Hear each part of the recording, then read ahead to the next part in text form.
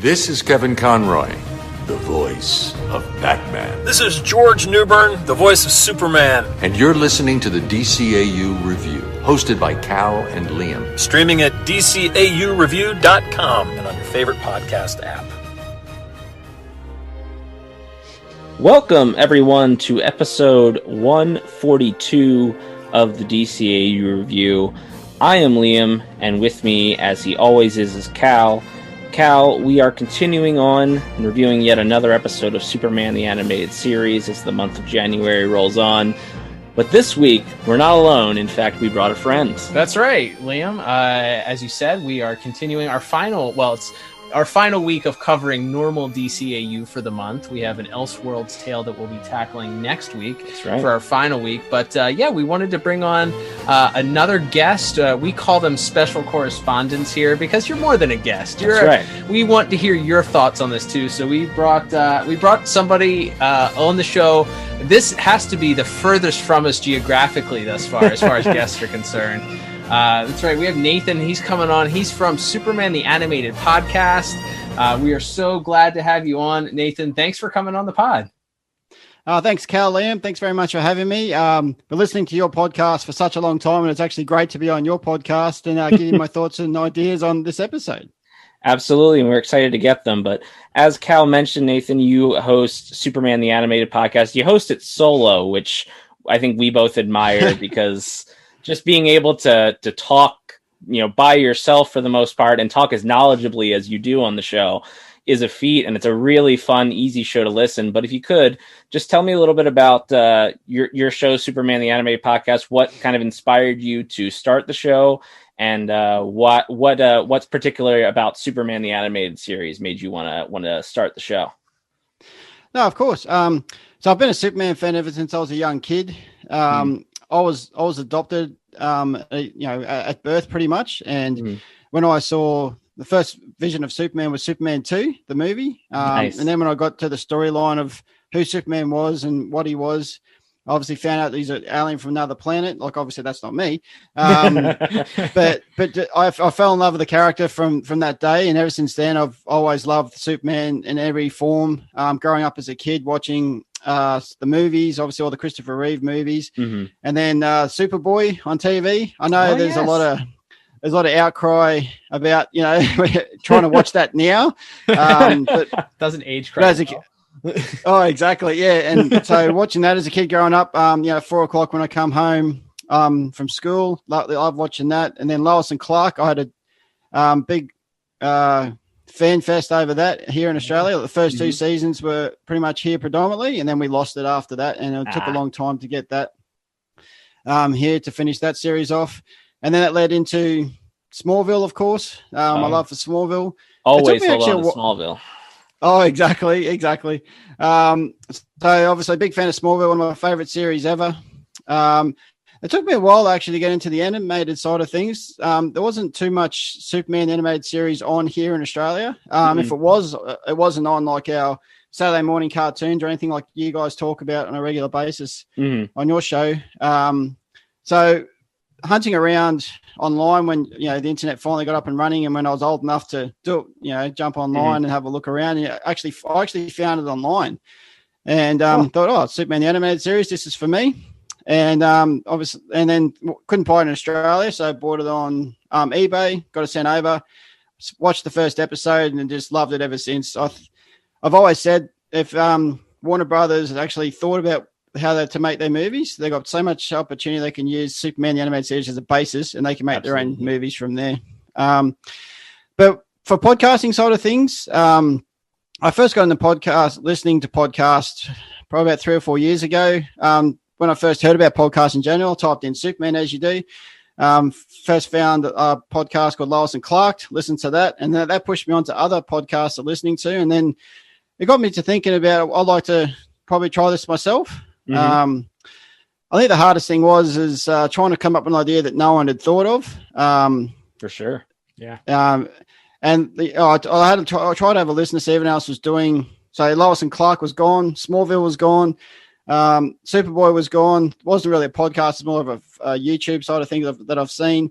And I hadn't really seen anything about Superman the Animated Series. And then got my head into that, and then actually really started enjoying it. Doing it on my own, as you said, is very difficult. First couple of episodes I'd enjoyed, but it's very hard to disagree with yourself.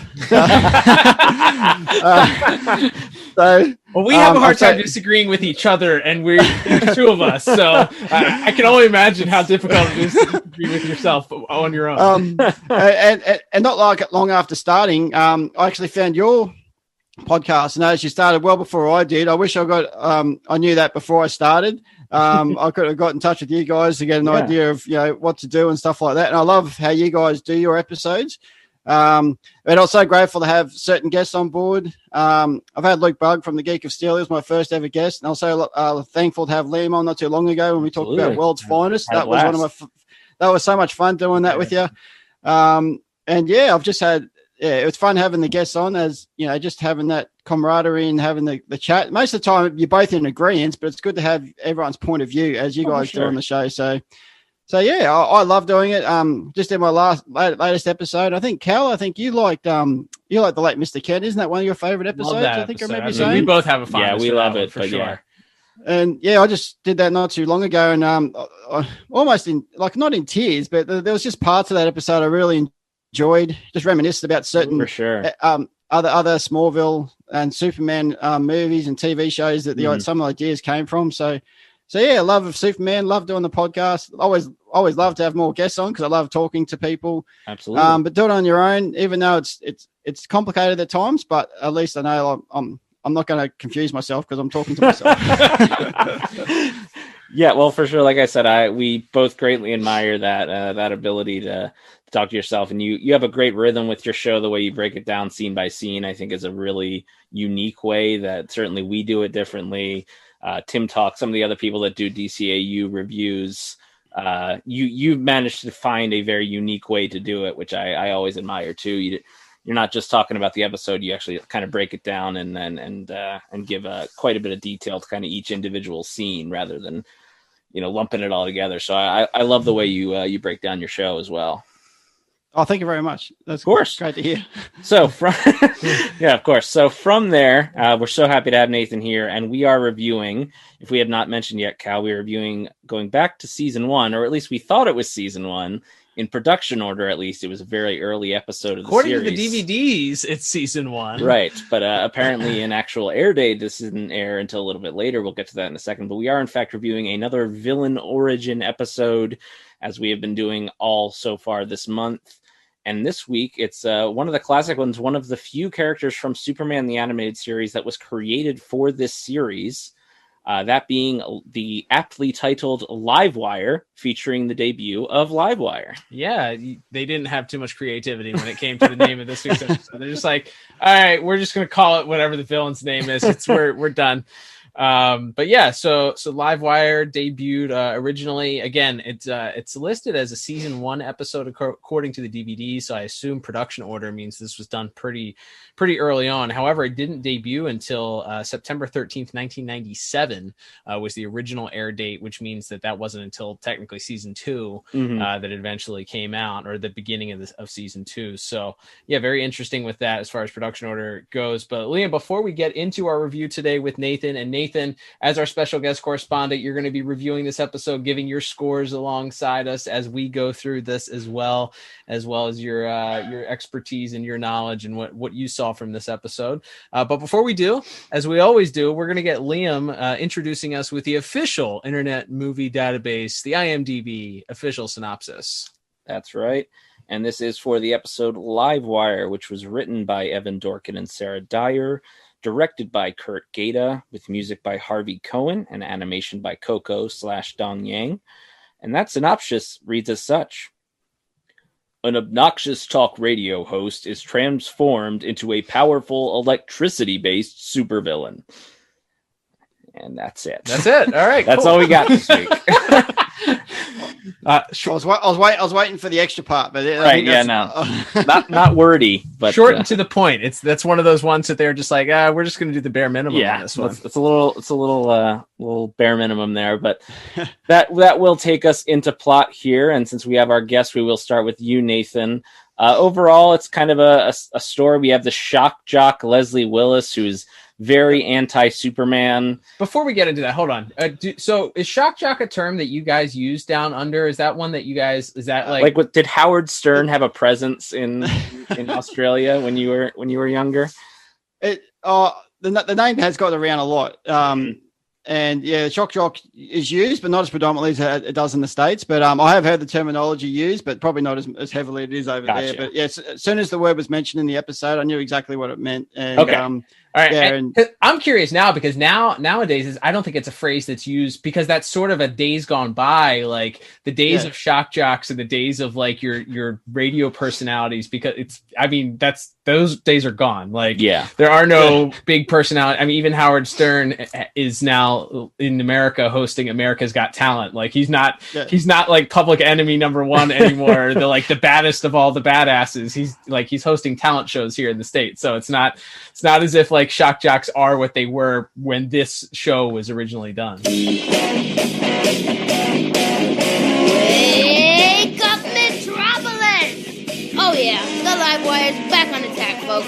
The queen babe of all media, your mistress of the airwaves, the one, the only, Leslie Willis, shouting out to you on WLXL 95.5 Alive. Okay, now people, listen up. I know you've heard this before, but you're gonna hear it again. Ladies and gentlemen, I am sick and tired of this Superman guy. You hear me, Metropolis? Sick of Superman. Oh, exactly. And I'm pretty sure I could be 100% incorrect, which I probably am. But late at night on one radio station here in Australia, Alice Cooper actually does a radio station, and I'm going, that can't be the real Alice Cooper, but it sounds like him, and it wouldn't surprise me that he does it in the States, and he just so something syndicated there. So it might still happen in small contingencies around the place, but very unlikely to find them these days. I think most of those types of personalities have YouTube channels now. I think that's probably the modern equivalent of that. But yes, this of course coming out in the mid 90s when people like personalities like Howard Stern were very popular. So yes, we have the shock jock Leslie Willis, very anti-Superman. We see kind of the whole city is kind of aware of her, and some people hate her, some people really like her. She's throwing this big rally for her 3-year anniversary of being on the air. And wouldn't you know it, there's a big dramatic lightning storm. The cops try to shut it down. She won't do it. Superman shows up to try to shut it down. She still won't do it. Finally, lightning strikes the stage and electrifies both Superman and Miss Willis. And that, therefore, as we like to say, a tale as old as time, Nathan, as she then transformed into the supervillain Livewire. But I guess just big picture thoughts here. What was your thought on plot? Overall, I thought the plot was... I thought it was planned out reasonably well. I thought it was a pretty easy plot to actually, like the way they produced her origin story. Like I said at the start, I like the fact that from out of nowhere, everyone knows this radio broadcaster. I just like how you haven't seen any other episode. It would have been good in previous episodes just to hear the radio going off with her talking, just so she's a bit of continuity there. I did love at the start how, like, if you listen to her when she's talking on air, she actually comes up with her own. You can actually hear the name Livewire in her first broadcast. Mm-hmm. so straight away you already know that the episode title, and you also hear that she's going to call herself that later on the episode. Mm-hmm. I love the prior to her going to the concert, I love the little cameo of Lex in the car with Marcy. There's the fact that they're listening to the episode. There's the wry smile from Lex, even though we don't get any wordage from Clancy Brown or anything like that. But I love Bibbo. I love when Bibbo rang up and how can you talk about my pal Superman like that? But he really gives her the business. He really gives her the business. Looks like the natives are restless. Line 3, speak your tiny little mind. You're darn right I will, Missy, because I don't appreciate your scurvy remarks about me pal Superman. Get a load of this old fogey. What's the matter, Gramps not getting enough prunes? Well, now you listen to me, smart lady. I don't think... No, you don't think, do you, dope?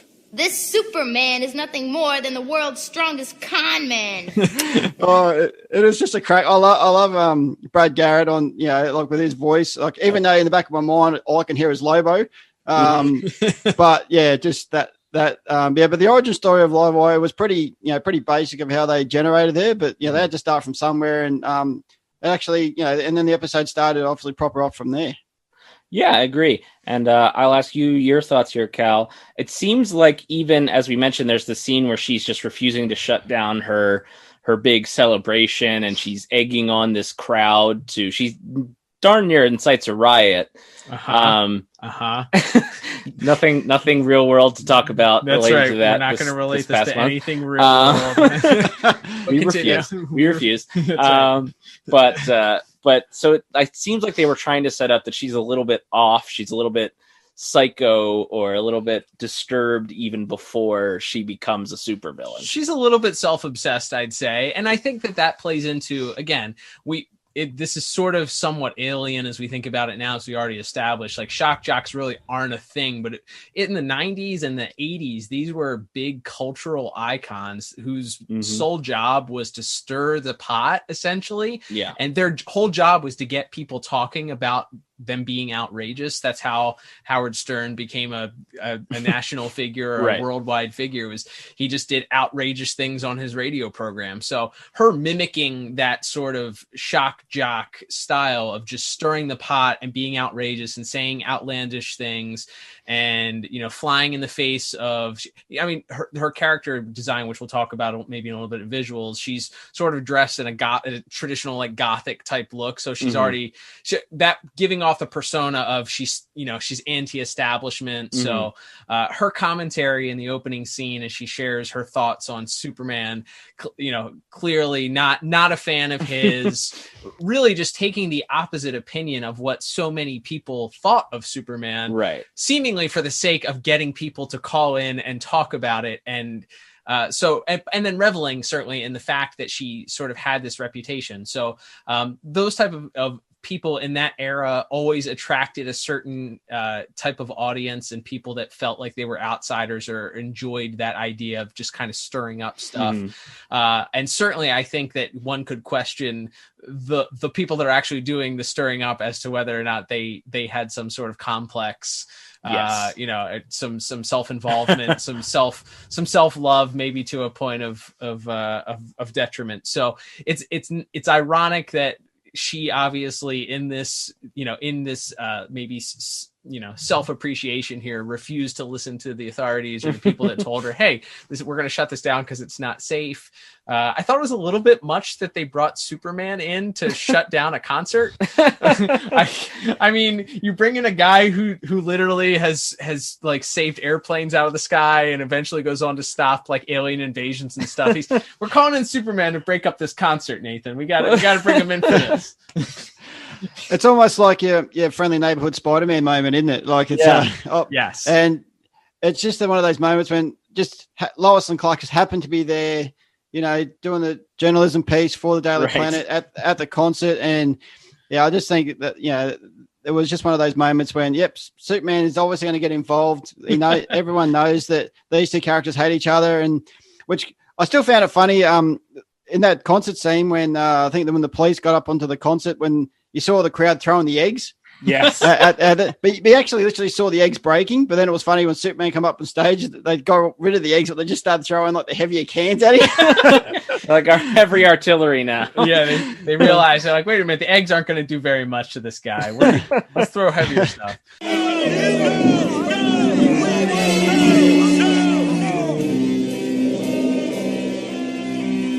look, the cops brought them monkey. You have to stop this. Can't you see you're putting these people in danger? Hey, everybody, Big Blue says you should go home and get some sleep. What do you say to that, huh?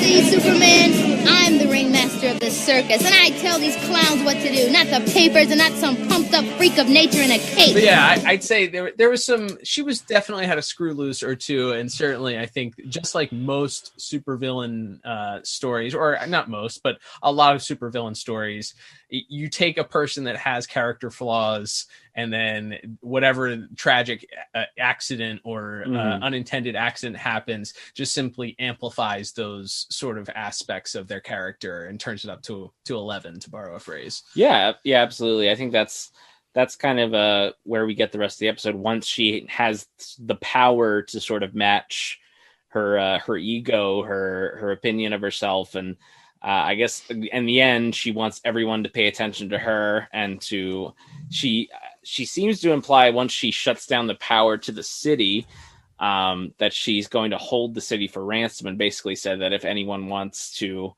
have any sort of electricity within this giant major city, that they have to pay her to get it. So she's basically taking over an entire city right out of the bat here, which does put her on a level, I think, even above like a Metallo or somebody who is tough and strong and maybe even indestructible to an extent, but doesn't have the ability to like immediately bring an entire city's infrastructure to its knees the way that Livewire apparently can, like right off the bat here. I think, yeah, and I think some of it is the fact that her, like she clearly enjoys, and you can see it in that concert scene where she enjoys sort of being, I think she calls herself the ringmaster. And, you know, she sees herself as sort of controlling the people in the crowd and being able to orchestrate and dictate what they do. So then these powers that she gets from this accident that she blames on Superman. She blames that Superman, and it's interesting. The press sort of pressed Superman to find out whether or not he intentionally, which I thought got her struck by lightning. Yeah, came out of a weird spot that all of a sudden the press is turning on Superman to try and find out whether or not he did this on purpose. How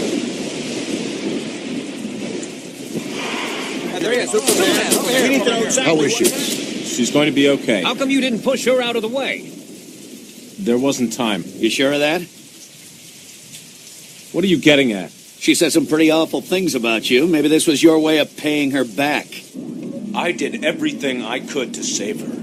Everything. Now, if you'll excuse me. Yeah, I found that a bit strange as well. It was the same at the start of the episode. You know, with all that hatred towards Superman from Leslie Willis, and then they definitely turned on him straight away, wasn't it? Was you know, did you intentionally not try to save her? And I did everything in my power to save her, and all that sort of things. And the one thing about this origin story I found interesting was the fact that even though she had this, you know, trauma of going through what happened to her, but she still didn't change as a person. I felt like she was always this evil character anyway, and this having this ability now of what she's done is just, you know, just gone up a notch basically. So she hasn't changed as a person. She's just realized now I've got more power, so I'm just going to take it to the next level. But yeah, it was a shame that the press started to turn on Superman. It's like who's on who? Even the crane operator at the start when he was against Superman, but Superman ended up saving him. Right. So it's just interesting how they did that in the plot. Yeah, I think that stood out to me because that's almost what maybe, and it's interesting. Cal and I were talking a little bit before we went on the air here. This episode really does focus more on this Leslie Willis Livewire character than it does Superman almost.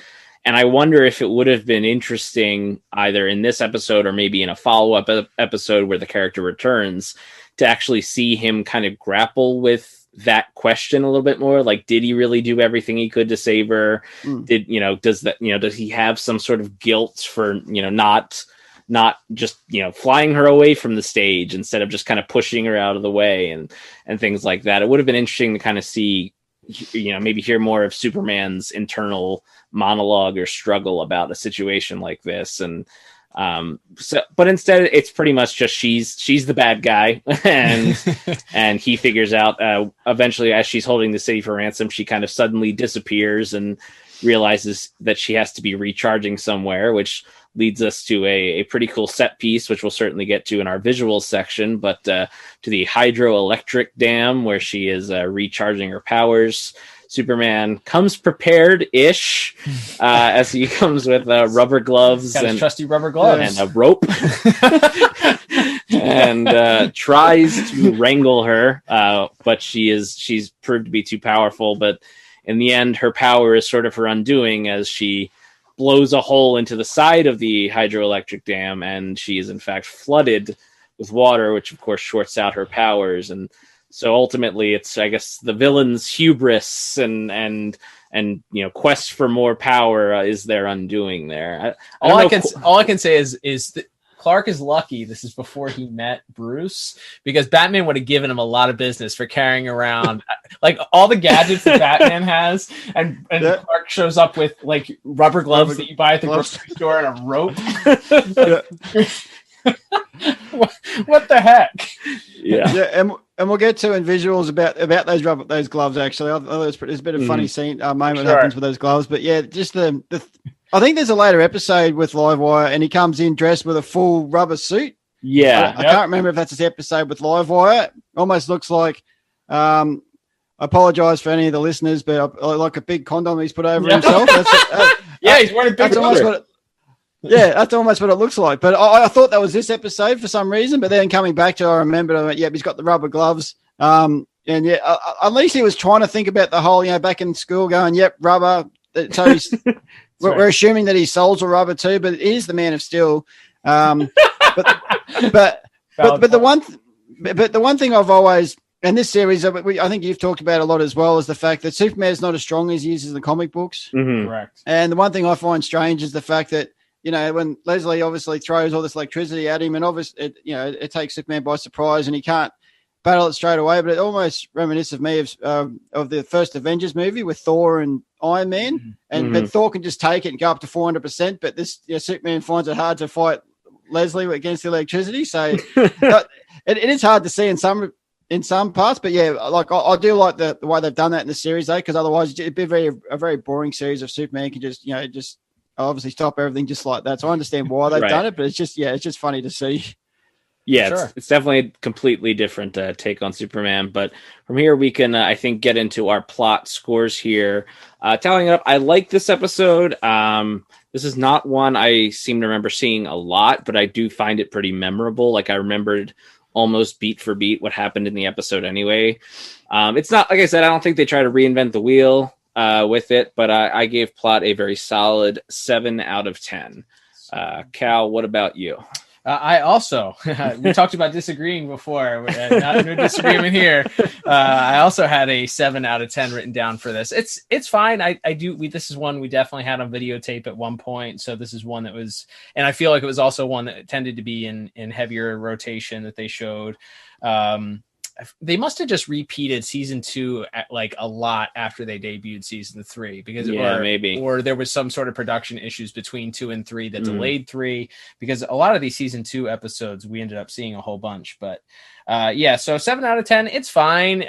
There's definitely not a whole lot of heavy action beats to it. There's the initial, as we talked about, Superman saving the crane, which is interesting because you have the voiceover of Leslie sort of describing everything that Superman is not paired with everything that he's doing. That was a classic. Very, very just awesome. That's great pairing. Yeah, speaking of Christopher Reeve, that really felt like a bit that could have come right out of a Christopher Reeve Superman story. Absolutely. But she's not given anything too terrible. There's not a lot of heavy lifting in this. It's sort of resolved very quickly. She's sort of her own undoing, going to this dam, hydroelectric dam. So yeah, I would say it's okay. It's not great, but it's not middle of the road. It's somewhere in between there, which is why I probably gave it 7 out of 10. Fair enough. And Nathan, as our special correspondent, what did you score plot? And as you guys mentioned many times on the podcast, we did not speak earlier prior to this episode, and I too gave it a 7 out of 10. Oh my gosh! I thought the origin story was, even though it was plain and simple, but it was effective. I really I love Livewire as a character. I like the fact that it was created by Bruce Timm, for this series, and then it's gone on to other comic books. It's gone on to Supergirl and other means of TV and movies. I love those two other parts of the episode that I really enjoyed, as the crane sequence, very similar to Superman 2 when he rescued the tower above the mother and daughter baby. So that image reflected off that. I thought they got the idea of that. And cool. I love when the power went out. This took me back to an episode of Lois and Clark when Perry comes up to Lois with the typewriter, and it's got, this is how we did it back in my day. So I like those little bits in the episode. But yeah, I gave the episode a 7 out of 10 as well. Excellent. Very good. And that will move us on to our second category of the day, which is visuals and animation. This episode, again, directed by Kurt Gaeta and animation by Coco. Cal, we'll start with you this time. What stood out to you when it comes to animation and visuals this week? Yeah, well, I'll try not to take up everything, but that way I can leave something for Nathan to talk about also. But I guess first and foremost, we should talk about, as Nathan just mentioned, this being a character that was designed specifically for Superman the Animated Series. So this is a creation. And boy, is this a Bruce Timm drawing come to life. Yes. Obviously all of these are Bruce Timm designs and character models, model sheets, or at least designed after his artwork typically. But boy, does this remind me of just any and all Bruce Timm artwork. But I really like what they did with her. She has a little bit of a Freakazoid type vibe. Nathan, did they have Freakazoid down under? Yeah, they did. I didn't watch it, but I know what you're talking about. Perfect. All right. Well, yeah, Freakazoid also, of course, a Bruce Timm inspired creation. That's so, so maybe some share some same DNA there with that. But yeah, so it reminded me a little bit of that, but it certainly has her own flair to it, her own sort of female sexiness to it, with the lightning bolt down the chest and the thigh highs and all that. So really a unique look, and one that's very memorable, and one that has gone on to be adapted into, as Nathan mentioned, the Supergirl show, and of course in even in the comics, she's one of very few characters that have been adapted out, or original characters adapted out of Superman the Animated Series. So I think her look at it, first and foremost, is something that deserves some praise, because it is that character. It has reminds me a little bit of the old Detective Comics character Nocturna a little bit, with the pale skin. She obviously was a vampire, I think, or something. Yes. So not quite the same one-to-one, but dark clothing, paler light skin. I don't know how quite getting struck by lightning makes you look like that, but this is comic books, so that's how this happens. It was touch and go for a while, but the prognosis seems to be good. She'll be out of here in a few days. What a relief.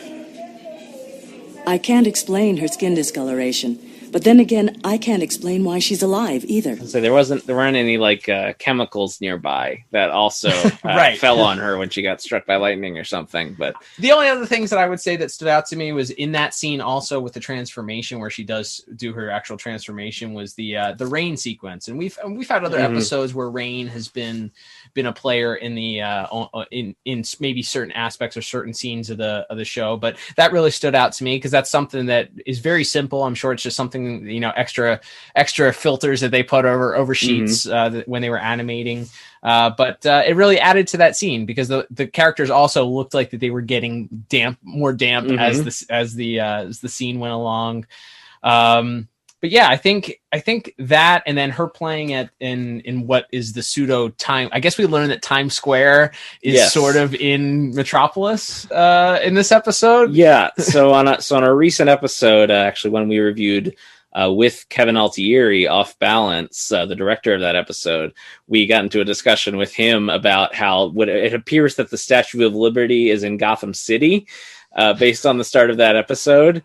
So it looks like Gotham got the Statue of Liberty, but Metropolis got Times Square, and we're just kind of divvying up different New York City landmarks for the different fictional DC cities here. That's right.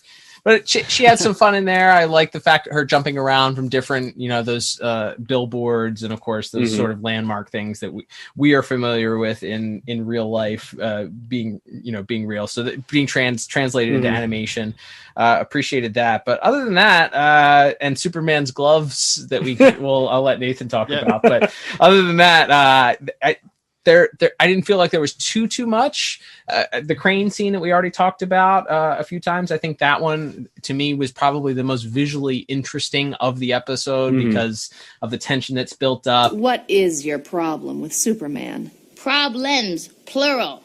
First, he's never around when you need him.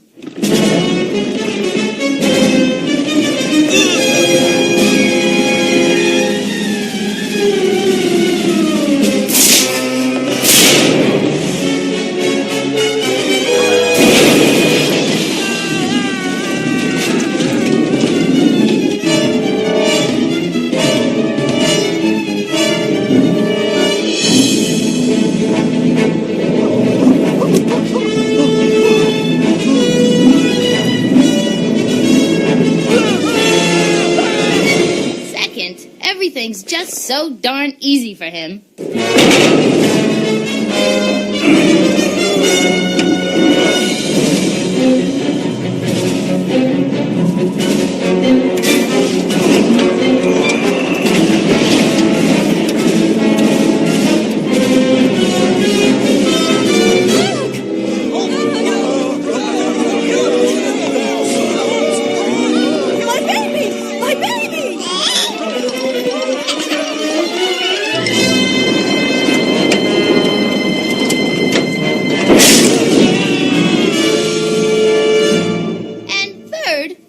About is himself. It's matched and paired with the voiceover that she does. But Nathan, what did you think as far as visuals for you? What stood out to you?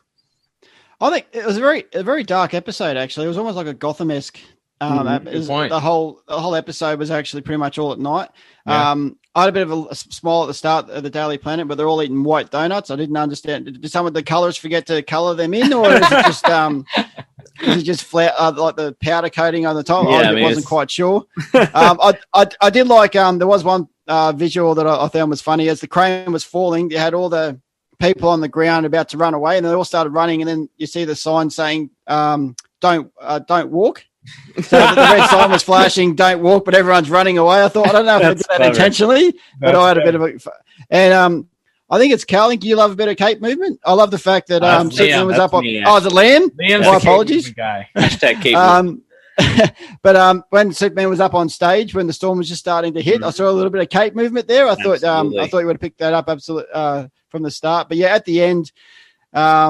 when Superman flies in, as we mentioned about the gloves, because, you know, everywhere Superman goes, he has them stashed away in his own little belt. So he rocked up to the power station with rubber gloves, but as soon as he gets to the next scene, you actually see him putting the rubber gloves on. Yeah. So I think that was I don't know what the animators were thinking there, but that was a bit of a mistake that they made there. But yeah. But overall, I thought a little continuity issue there. And then later on, there's a scene where it flashes and he's not, like, they colored them flesh colored. They like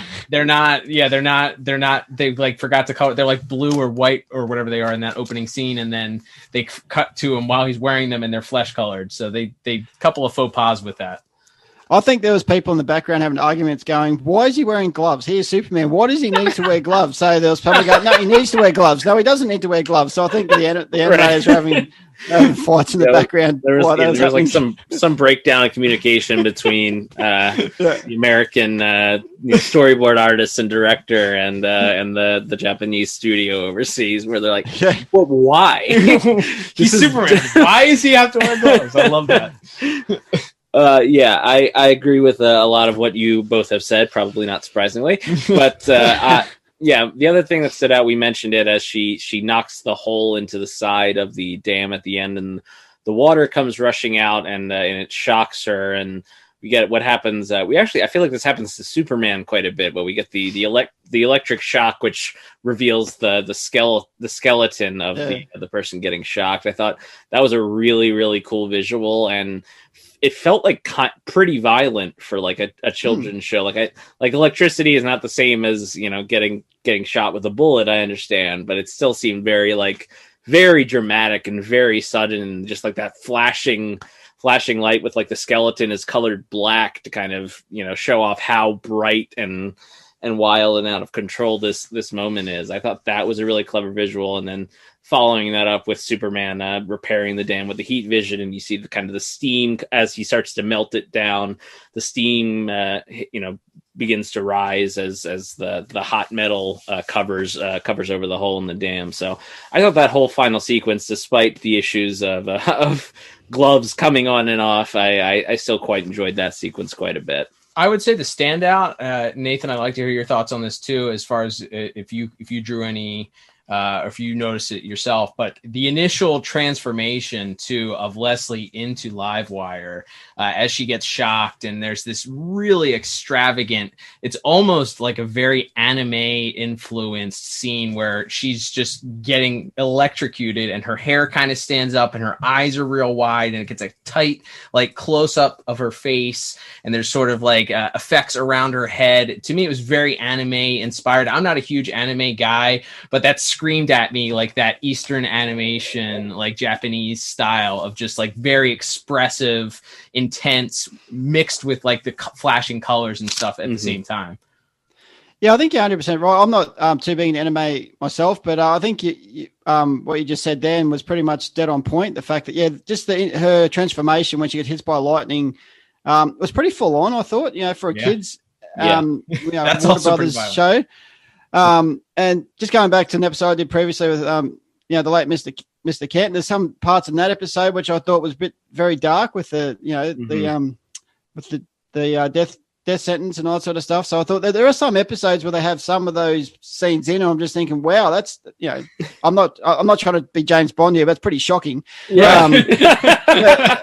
But it was actually really well done, I thought, with the transformation. But the fact that her hair went straight away to the Livewire color, I thought, I don't know that was too much too soon, but but it did stick nicely. It was like the Bart Simpson look. Yes.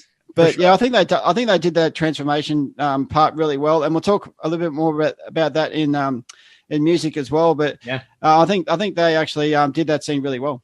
Yeah, agreed. Yeah, I think those are definitely the two standout scenes, as you both already mentioned. The scene of Superman stopping the crane from falling at the beginning, especially I think the shot where he has to catch it with the one hand and he's falling with the guy in his other hand. So we may have seen Superman do something like that 100 times between, different comics and cartoons and movies, but seeing that kind of unique touch on it where he's really only able to he's one-handed throughout basically that entire scene and keeps trying to kind of grab onto different parts of the crane to keep it from falling. And he grabs this part and then it breaks off and then finally has to zip down and kind of catch it right at the last second as you guys mentioned, the child, the baby and the stroller rolling towards it as it's happening, combining classic Superman trope, by the way. All of this stuff. There's always there's always nuns and dynamite, as the Flash once said on an episode of Justice League. That's right. But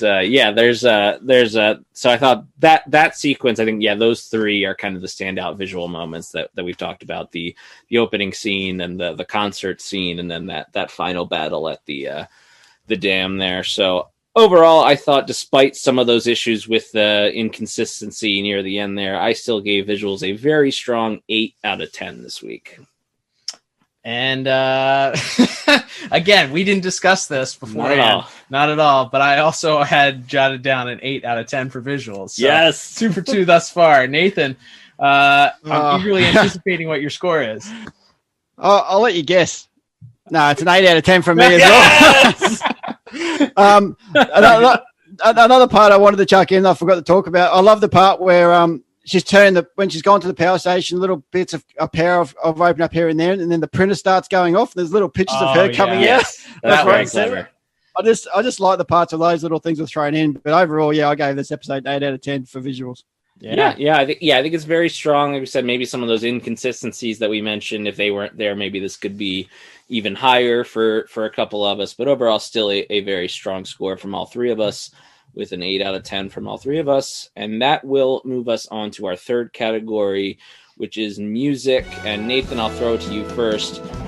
It's pretty obvious, I think, once you watch this episode, what's unique about the soundtrack in this episode. But one of, at least in production order, this was probably one of the first times we were experimenting with non-traditional music. It isn't just an orchestra, although we have classic orchestral music in this episode, like any other DCAU cartoon.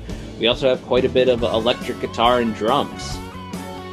Yeah, it's very reminiscent of the Lobo episode from season 1. Very much of that. And I don't know if that was supposed to come before Lobo. I'm not sure in production order, but there was a lot of that throughout this episode. Obviously, her being a shock jock, I'm assuming that'd be a lot of the music she'd play anyway. So I'm not the biggest fan of electric guitar, but I like the way that they played it throughout this episode. There were snippets of there when Superman rescued the crane. You heard the Superman theme going on through there, which they done really well. I don't know if you guys heard it, but in the scene where she's in hospital and she's just starting to learn her powers, the sound that came through and brought my mind straight to Superman 3. At the end, I don't if you remember the movie at the end when they're at the computer and he's going through the Grand Canyon or wherever he was flying through. Yeah. Just that music in the background, and there's a little bit of music from Superman 4 as well in there that I heard. I don't know where my brain was going, but I could just heard snippets from Superman 3 and 4 and in those little parts. I thought that was done really well. You know, she's learning her powers with the electricity and stuff like that, and just had those little parts going off. I actually really enjoyed Livewire's theme music for this episode. I think they actually did that really well, and I think that plays out later on episodes as well. They continue that theme on. So overall, I actually like the music throughout, and for me, it brought a little bit of nostalgia through as well. For sure. Yeah, I think it's funny. Just recently, I purchased the Blu-ray version of Batman Beyond, and that has a roundtable discussion with some of the writers and Bruce Timm and Kevin Conroy and Andrea Romano, and they were talking. One of the things they talk about on it is the music of the show, and they mentioned that previous to Beyond, when they had experimented with electric guitar music, heavier drums, that kind of stuff, that they were recording it in the same room as the regular orchestra music, and they thought that kind of led to kind of an uneven mixing sometimes. So I found that really interesting, and they felt like they kind of corrected that with Beyond, and certainly onto like Justice League Unlimited eventually.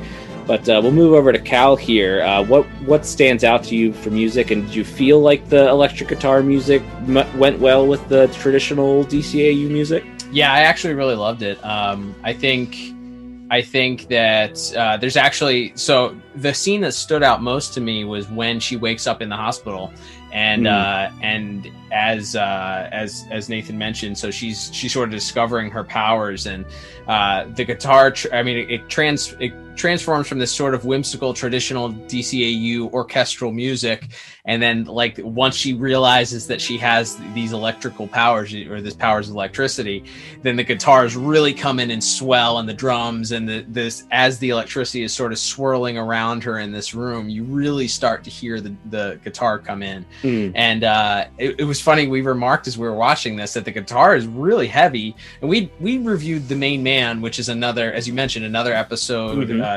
heavily featuring electric guitar not too long ago. But I recall, I don't recall, I thought there was more electric guitar in that episode. I think that there ended up being. Yeah. And this episode feels like it's almost strictly electric guitar from the opening scene all the way through. So I think it matches the tone of the episode, as Nathan mentioned, her being a disc jockey on a rock and roll radio station and out, partying in the rain, and the way that she was dressed, like that seems very, very typical that music would fit her. And the fact that they used it throughout, and then it sort of, as she transforms into the actual villain Livewire, going from Leslie Willis to Livewire, it really fits the character, and it really turns up sort of, you don't know how much of a threat she's going to be to Superman, I guess, until that final scene. They have that initial interaction in the Times Square stand-in.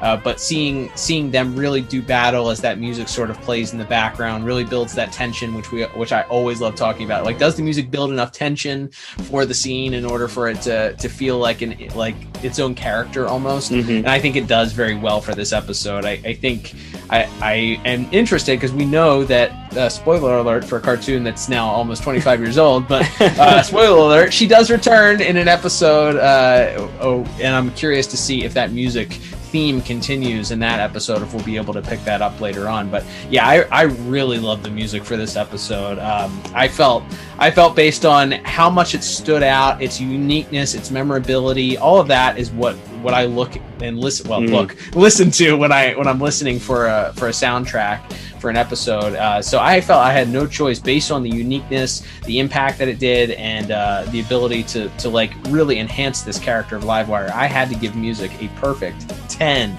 out of 10. Awesome, I love it. Yeah, I gave it a 9 out of 10. Oh, come on! Right in the same ballpark there. I quite enjoyed it. I think it's really good.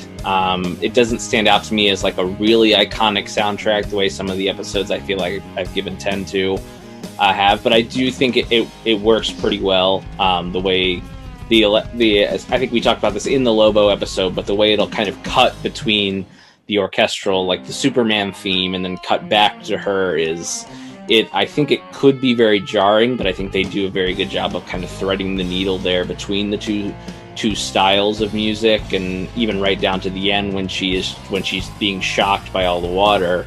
It's kind of the guitar plays like a couple really like somber, like, love ballad type, power ballad type notes that kind of ring out and kind of hold out there as the episode's coming to an end. So I think they did a lot of creative and clever tricks with the music, and kind of how they went back and forth between the traditional orchestral themes and the rock music. But let's throw it over to our special correspondent Nathan here. What did you have as your score for music this week? I was up there with both of you. I scored a 9 out of 10 as well. All right. Like I said, the electric guitar music for me, I do like it, but it's not my favorite kind of music. I don't know if that's the reason why I didn't score it a perfect 10 out of 10, but I did enjoy how it was used throughout the entirety of the episode.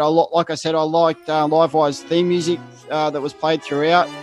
And I like the fact that they're still throwing the Superman rescue scenes in there. I like how they're still throwing the Superman theme music into that as well. So thoroughly enjoyed it. And for me, like I said, it brought about a little bit of nostalgia in some parts. But overall, 9 out of 10 for me. Love it. Yeah, there's even a little bit of one of the electric guitar pieces sounded like it was intentionally kind of riffing on Back in Black by AC/DC. I think it's when she's in Times Square. There's just a few notes that sound like, it's obviously for legal reasons it couldn't be Back in Black by AC/DC, but I think that's maybe that certainly that genre of music was what they were going for. And I think they pulled it off pretty well. And that will bring us to our final category here, which, of course, is voice acting. We don't have a giant cast to talk about, but there are some notable names as well as our regulars. We have George Dunza as Perry White. We have David Kaufman as Jimmy Olsen, Dana Delaney as Lois Lane. And of course, Tim Daly as Superman in our guest cast. As we've already kind of mentioned a little bit, we had Brad Garrett briefly as Bibbo. I agree with Nathan. I do love the scene of him calling in to defend his buddy Superman. I think that's a lot of fun.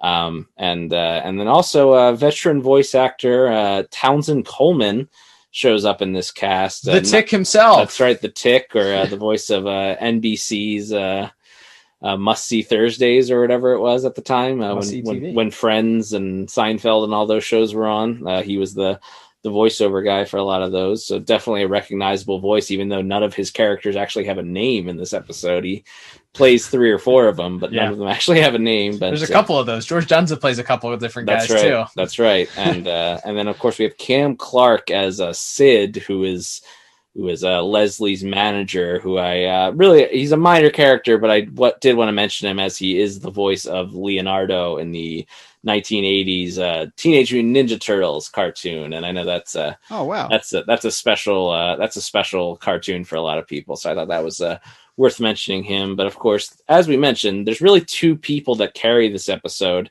and I'll throw it to you first, Cal. We have Laurie Petty as Livewire. The villain of the episode, as we said, her voice is really the one that carries us all the way through, and her playing off Tim Daly as Superman. So what did you think specifically of Miss Petty's performance? So Miss Petty, I recognize, she has an instantly recognizable voice. She played, I think we saw her IMDb list. She played she was in Tank Girl. She was the Tank Girl. Tank Girl, of course, the cult classic. That's right. She was in Free Willy. She's been in a lot of Point Break. I think I saw she was also in. She's been in a lot of movies. I don't know that she herself is very famous. I most recently saw her. She starred in the Netflix series, or played a minor character in the Netflix series Orange is the New Black.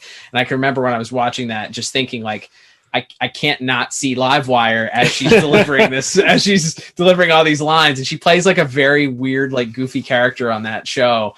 And I just kept hearing Livewire. So for better or worse, I think that they rely, as we mentioned, she's very heavy. She has a huge presence in this. It's very, like, I almost compare it to the episode that we covered a few weeks ago with Gilbert Gottfried and Mixie's Pixelated, where they sort of just have such a unique voice that they sort of overshadow everything else almost about the episode.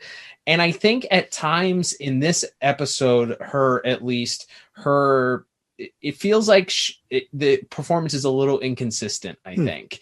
There were parts where I feel like she's really delivering lines really, really well. And then there are other times where it feels like she's just sort of reading them and just sort of delivering the lines. So that to me led to a bit of an inconsistency. I think it's an iconic voice. It's a very unique voice. It fits the character very well, especially from where she came from. I almost wonder if they hadn't put maybe a little bit of a voice effect on her once she transformed into Livewire, maybe just like a little bit of like an echo or something like that to kind of give it more of an electric feel, if that would have made some sort of impact on my, like, positive or negative. Yeah. But given like a little bit of a voice effect, I think could have helped. But like I said, I think there are moments where it seems like she's very, very strong in the way that she's delivering things. I think, going back to that opening scene when you're first introduced to her, she's supposed to be a very annoying, loudmouth character. Right. And she really comes off as that as she comes through. And of course, as we mentioned in Mixie's Pixelated, that plays very well off of Tim Daly's Superman. Tim Daly's Superman is very calm, very quiet, very understated, reserved voice. He's not over the top. So it plays well off of that. And I think that their interactions do very well together for the most part. But I think that when she has to kind of give lines on her own, or when she's kind of by herself, there was a little bit of inconsistency in that. So those were my general thoughts on their two the performances. Nathan, I'll throw it over to you. What did you think about their performances? Anybody else's that you wanted to notate?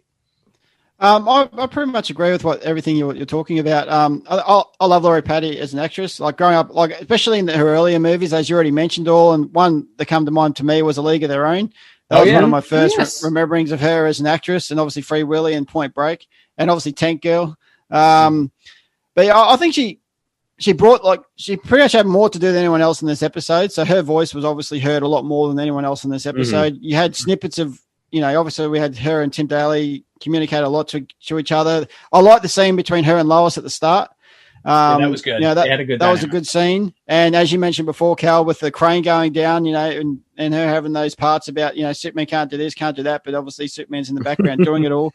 So I thought she actually did really, really good bringing the whole episode together. There were parts in there which could have been elevated a little bit higher, I thought, as well. But I do like the other scenes with Brad Garrett as Bibbo, bringing that in there as well. But yeah, there wasn't much really to talk about.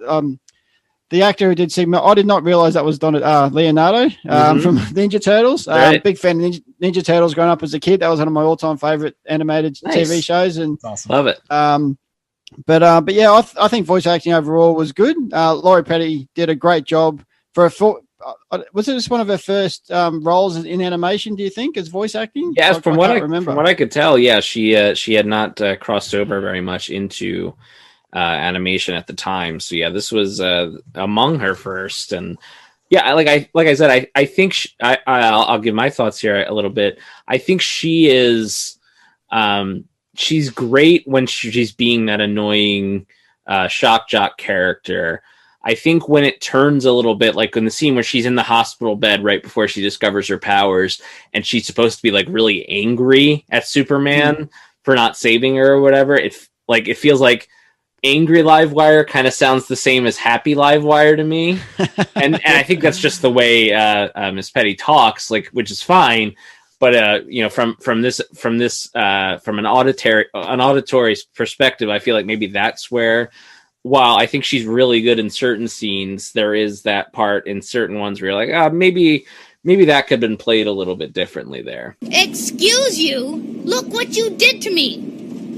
If you think I made things hot for you before, just wait till I...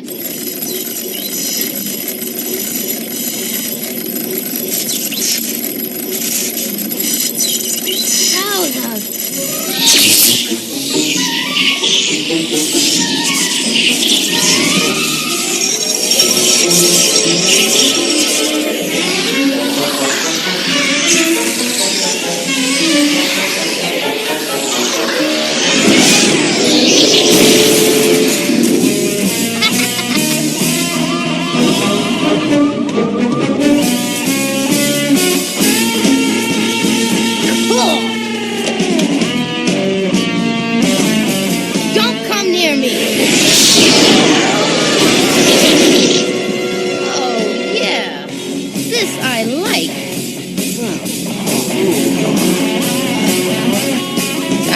can't play with you anymore.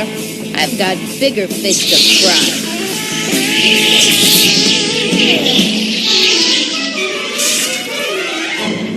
Yeah, I agree. There were parts that could have been played a lot better throughout the episode, and I don't know whether that was just her, like as an actress, the way she. But the one thing I get overall, I don't know if this has come under the voice acting side of things, was is she really that angry about what's being turned into Livewire? She was always angry at Superman anyway. I thought she'd be happy the fact that he's given her the power to become Superman. But yeah, I don't think her acting changed much when she was the shock jock to Livewire. I think she's pretty much the same character. She just she didn't really change much as for her personality side of things anyway. Yeah, for sure. And maybe that goes back to what we were talking about in plot, is that the idea is that she kind of already was this person. She just now has the physical ability to make people pay more attention to her, to make people do her bidding more when she tries to hold the city for ransom. So maybe that was an intentional call from Andrea Romano, the voice director. But it's just something that I kind of picked up on there, certainly. And I do agree with Cal. I think Tim Daly's good in this episode. Again, he's kind of just there to be the stern good guy, playing off this kind of over the top loud villain, and I think he does his job very well. All things considered, I think it's a pretty strong voice cast, and I settled on an 8 out of 10 for my score. What about you, Nathan? I'm exactly there with you, Liam. I put an 8 out of 10. And no, Liam and I, even though we've done an episode before, we did not look at each other's scores before. That's right. Even though I think we're identical on every single one. But I smell collusion here. It could be. But yeah, overall, like I said, the voice acting was really good. I thought Tori Petty did really well as an actress. If this is her first go at being a voice actress, I think she did really well. But yeah, 8 out of 10 for me. Cal? Yeah, I went just a tick lower. I went 7 out of 10. I think, like I said, I found some of the parts of her performance a little bit inconsistent.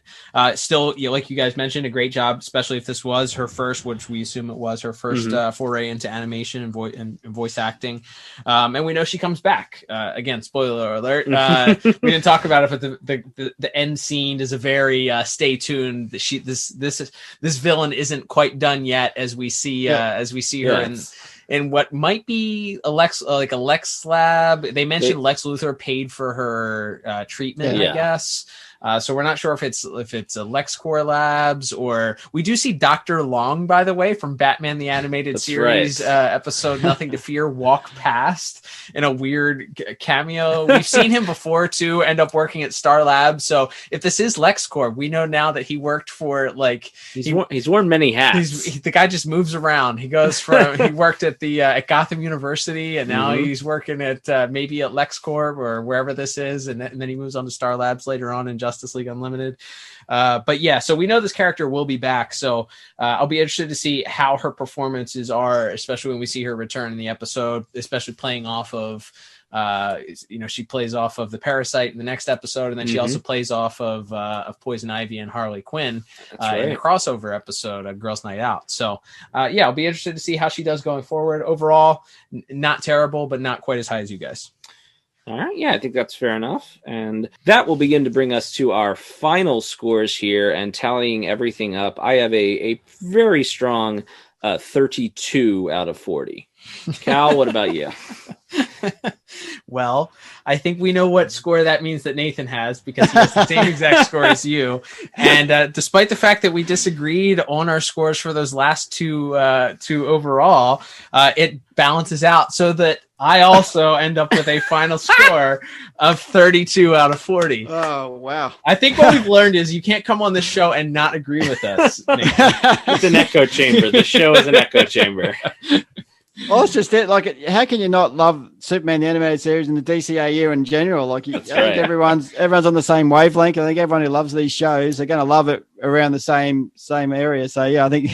Well, invite us on when you decide to review Unity, Nathan, because we want to hear your thoughts on that, because that was one episode that we did not like. Yeah, that one was a little rough to get through, to say the least. It's bad episode jar. That's Sorry, right. Dollar in the jar. But I think that's this is a really easy to watch episode, and as we've gotten out of our final scores, we'll talk about rewatchability. I think this is a pretty easy rewatch, I think, because it introduces this character who comes back a couple more times in Superman, as you mentioned, crosses over with some of the Batman characters later on. She also has some kind of background or cameo appearances in Justice League and Justice League Unlimited. So yeah, I think it's definitely a must watch for me. What about you, Nathan? Yeah, definitely. Like I said, I already reviewed this in my podcast as well. And I was grateful when you, when you said which episode did you want to review, and Livewire was definitely the first choice for me as well. I even watched this twice again, going through it. Like, it was funny because the way you guys review our episodes, like I said earlier, I love how you guys do it. Is I had to watch it first again to go through the whole plot, and then I had to watch it again to pick up the visuals and the music, and it's just so I didn't miss anything and stuff like that. So yeah, I love this episode, and it's definitely a fun one, and definitely a one to rewatch. Especially like everyone loves an origin story, even though we all probably agree it's probably a basic one. But yeah, gotta love an origin story, especially the fact that it's created for Superman the Animated Series. Absolutely. And Cal, what about you? Yeah, I give this one thumb up for rewatchability. I think it's not mandatory because I think. I imagine when you have the Parasite crossover episode, you can pretty quickly figure out what this character's powers are. So if you're interested in knowing what the character background is, their motivation, and I don't know how much of that animosity is carried on into the next. I don't remember from rewatching those episodes so long ago how much of that animosity is sort of carried on. Her general disdain for Superman carries on as her motivation. But yeah, it's an easy watch. And again, since the character does show up again, I think it is definitely worth a 22-minute rewatch. So yeah, I give it one thumb up for rewatchability. Yeah, I think that's fair enough. I think overall that's another thing we all agreed on this week is definitely at least one thumb up for rewatchability. That will begin to wrap us up. But before we say goodbye to Nathan here, we want to give you a chance to plug your social medias, any upcoming episodes you have, whatever you'd like. The floor is yours, sir. Firstly, thank you very much for having me on the podcast. Like I said, I've listened to you guys for such a long time now. It's just so great to come on and talk to you both. And hopefully later on down the track, we can do this again, and vice versa. I can invite one of you guys on the pod. So my latest episode just went online a couple of days ago. I spoke about the late Mr. Kent, which I had so much fun actually watching and reviewing that episode. Like I said, a little bit of a dark episode for Superman the Animated Series, but I thoroughly enjoyed it. So this year, just with work and everything that's going on, I haven't been as good as I have been in the past with releasing my episodes, but my plan is going forward an episode once every fortnight for me. Perfect. Which I hope is, with my current work level and stuff like that, it's the best that I can do, and hopefully I hope it's good going forward. But if anyone's out there who loves Superman in the animated space, you can find me on social media on Facebook. I do have a website. It's called the M Word 81.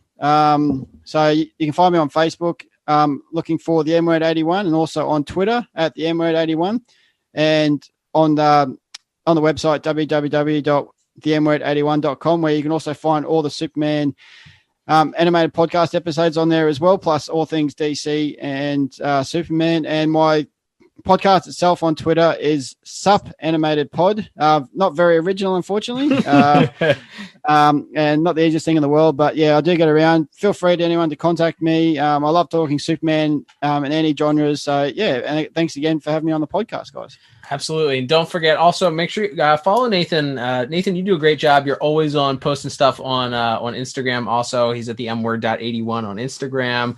I'm sure you'll be able to find new releases as far as episodes are concerned on there as well. And I know you're on Spotify for your podcast, also for streaming, because that's where I listen to you. So if you guys subscribe to podcasts on Spotify, go ahead and subscribe to his podcast on there. But Nathan, we're so thankful that you took the time out to be on the program today, and we are already looking forward to the next time that our paths cross, so that we can join forces again. Absolutely. Thanks very much, guys. Enjoy the rest of your day, and I look forward to hearing from you guys in the future. Absolutely. Thanks, man. All right. Thanks, Nathan. Okay. Thank you so much again to Nathan for being on with us. Make sure you guys check out his show, Superman the Animated Podcast, when you get a chance. He does a great job. But as we begin to wrap up, Cal, this will do it this month for our Superman the Animated Series reviews. However, we do have a 5th Saturday in January where we will be going another trip around the multiverse. That's right, Liam. We've been taking our, whenever we have an extra Saturday in the month, we take a trip to the multiverse. And next week, we are headed back to the world of Batman, the Brave and the Bold, with a review featuring Superman, featuring Batman, and featuring one of the only appearances of Wonder Woman. That's right, the Amazon princess, world famous for starring in her own movies these days. That's right, and at least one of them was good. So we will be covering the Brave and the Bold episode, The Triumvirate of Terror, next week. That's right, and I cannot wait to get to that and discuss it with you, Cal. But until then, I'm Liam. And I'm Cal. And we'll be back next week with another episode of the DCAU Review. Bye-bye.